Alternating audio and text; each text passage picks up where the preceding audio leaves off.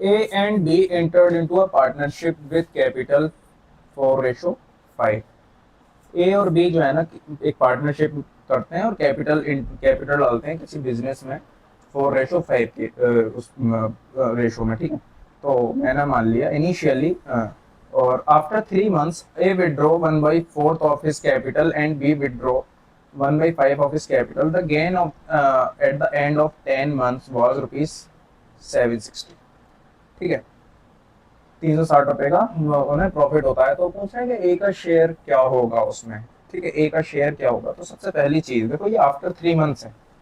तो after 3 months से पहले पहले काम है, पहले इनका प्रॉफिट का रेशो निकाल लेना है, ठीक है।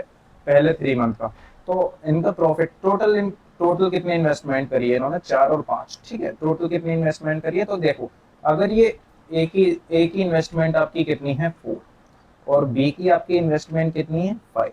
ए की 4 है, बी की 5 है। दैट मीन्स क्या हुआ कि अगर इनका हम टोटल प्रॉफिट निकालेंगे ना फर्स्ट 3 मंथ का, ठीक है, कहाँ का, फर्स्ट 3 मंथ्स का,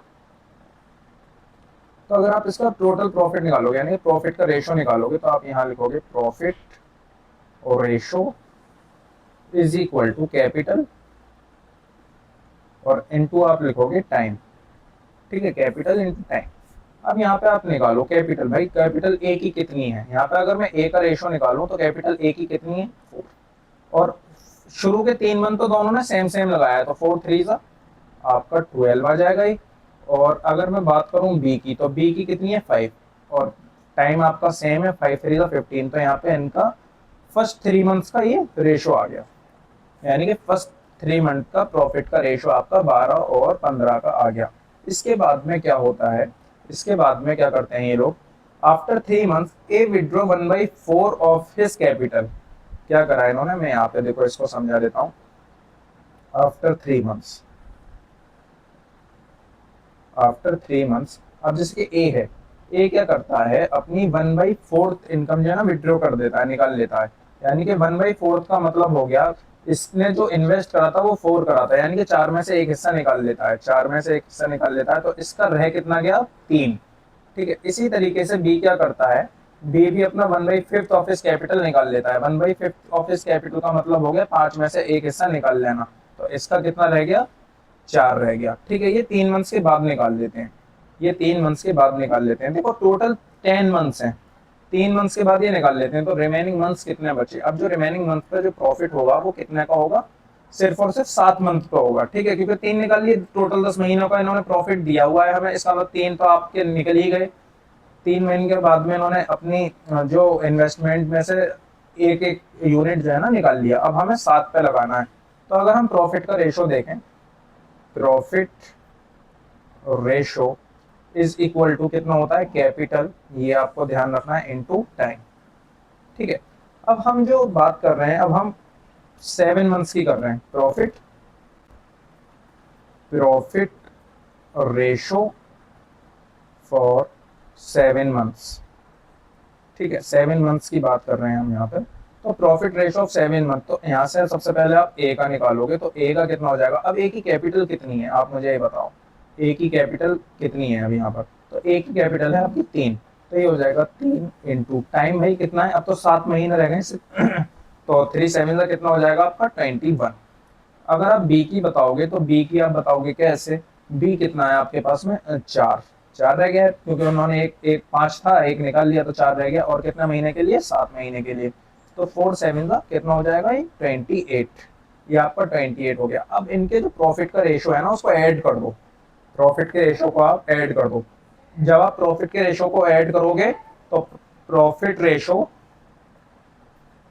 एड एडिशन, ठीक है। इस तरीके से मैं यहाँ पे लिख देता हूँ। अब जैसे कि ए का अगर आप ऐड करोगे प्रॉफिट, देखो पहले ए का प्रॉफिट कितना था 12, प्लस ए का प्रॉफिट अब कितना है 21, तो 12 प्लस 21 कितना हो जाएगा 33।